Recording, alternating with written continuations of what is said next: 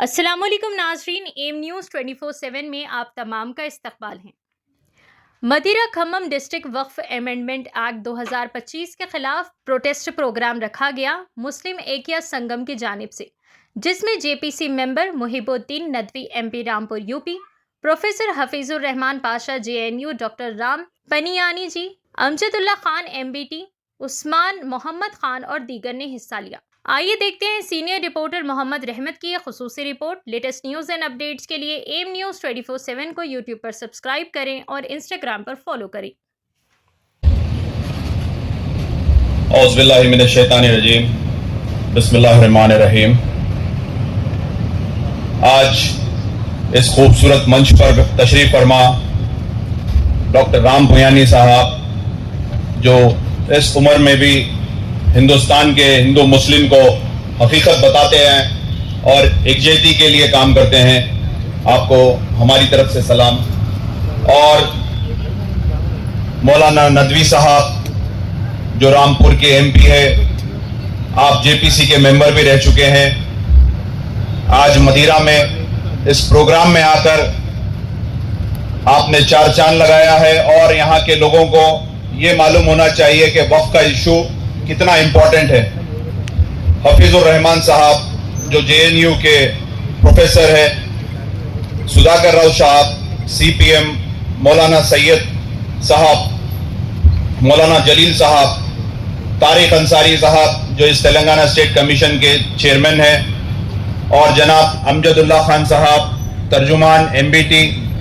और अमजदुल्ला खान साहब की खुसूसियात ये है कि जहां जरूरत पहुंचती है तो सबसे पहले मेडिसिन अमजदुल्ला खान ही लेके जाते हैं। कोई भी चीज का अगर मसला होता है तेलंगाना में, चाहे मसाजिदों का मसला हो या बीमार का मसला हो, कोई भी चीज का मसला हो, सबसे पहले अगर कोई हाजिर रहते हैं तो अमजदुल्ला खान साहब। अल्लाह उनको बहुत जल्द नवाजेगा और बहुत अच्छे मुकाम पर नवाजेगा।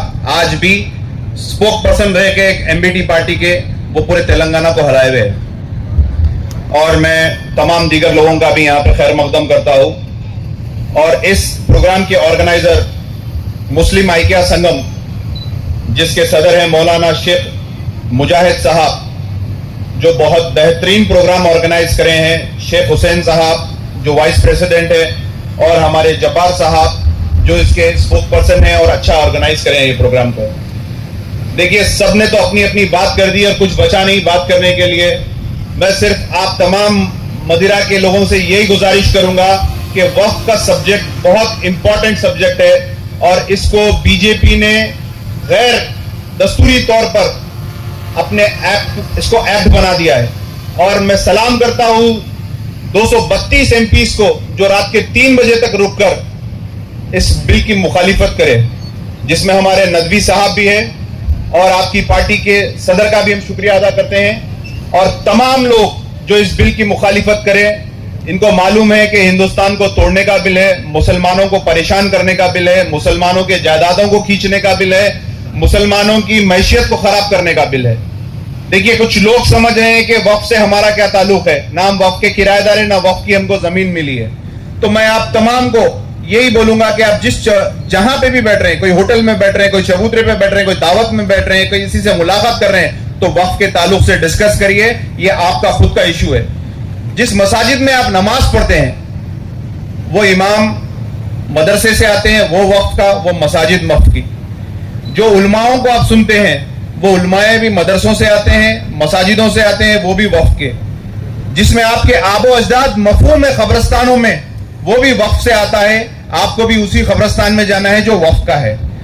जिस इंस्टीट्यूट से आप फैज पा रहे हैं, कई इंस्टीट्यूट से, वो भी वक्फ के हैं। तो ऐसे वक्फ के कई चीजें हैं जिसको हम डिनाई नहीं कर सकते हैं। कई जमीनात है, कई मदरसे हैं जो वक्फ के हैं जिसको हम डिनाई नहीं कर सकते। तो वक्फ हमारा खुद का मसला है।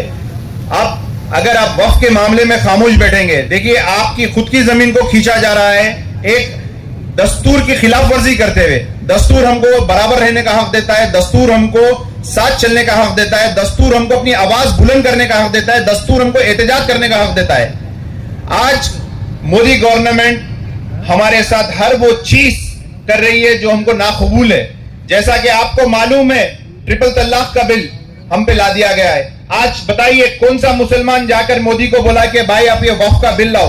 वक्फ एक इस्लामिक प्रैक्टिस है जिसमें मंशा वक्फ के तहत आपका काम होता है। जैसा कि किसी ने अपनी एक प्रॉपर्टी दिया और बोला कि ये स्कूल में इसका सिर्फ कूलर लगना है तो कूलर लगना है, किताब देना है तो किताब देना है, चद्दर और गुल चढ़ना है तो चद्दर और गुल चढ़ना है। अब मोदी साहब क्या करेंगे जब ये वक्फ के जायदादों को ले लेंगे? और आर्कोलॉजी में हमारी जो वक्फ के जायदादें हैं उस जायदादों को अभी इमीडिएटली इस एक्ट के हिसाब से डायरेक्ट गवर्नमेंट के अंडर में ले लिया गया है। जैसा कि हैदराबाद और तेलंगाना की सबसे बड़ी मस्जिद है मक्का मस्जिद, वो आर्कोलॉजी सर्वे ऑफ इंडिया में आती है।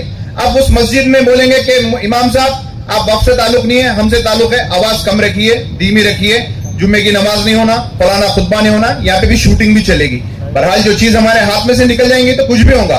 तो हमको नस्लों के लिए अगर कुछ बचाना है तो वो वक्त बचा सकते हैं। कम से कम वक्त में आपका कुछ नहीं होगा, लेकिन आपकी खबर जो रहेंगी वो वक्त के खबरस्तान में रहेगी। आप जहां मफहूम होंगे वो वक्त का खबरस्तान रहेगा।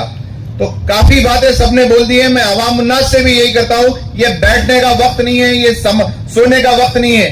हमको निकलना पड़ेगा। जब तक हम नहीं निकलेंगे, जब तक हम अपने हक के लिए नहीं लड़ेंगे तो ये बिल वापस नहीं होगा। 11 साल के दौरे इख्तियार में मोदी के अब तक 100 बिल आए, कोई बिल वापस नहीं किया सिवाय किसानों के बिल के। डेली प्रोटेस्ट करेंगे तो बराबर ये बिल वापस होगा। जिस तरीके से तमाम हमारे सेकुलर हिंदू भाइयों ने इस बिल की मुखालिफत किया है, जिस तरीके से डॉक्टर राम पुयानी साहब आकर हर वक्त एक सच्चाई सामने लाते हैं, जिस तरीके से हमारी हिस्ट्री के किताबों को चेंज कर दिया जा रहा है, जिस तरीके से हमारे राजाओं को बदनाम किया जा रहा है, जिस तरीके से हमारी गंगा जमुना तहजीब नफरत भरी जा रही है, तो हमारे नस्लों को यह समझाना है। इस छोटे से गांव में जो आज मुस्लिम आइक्या संगम ने ये प्रोग्राम किया है, इनको मेरी तरफ से 100 सलाम। आज हैदराबाद से हम यहाँ आने की वजह, यूपी से आने की वजह, दिल्ली से आने की वजह, बम्बई से आने की वजह ये है कि ये वक्फ के बिल के लिए सबको मालूम है ये मुसलमानों के लिए कितना नुकसानदेह रहेगा।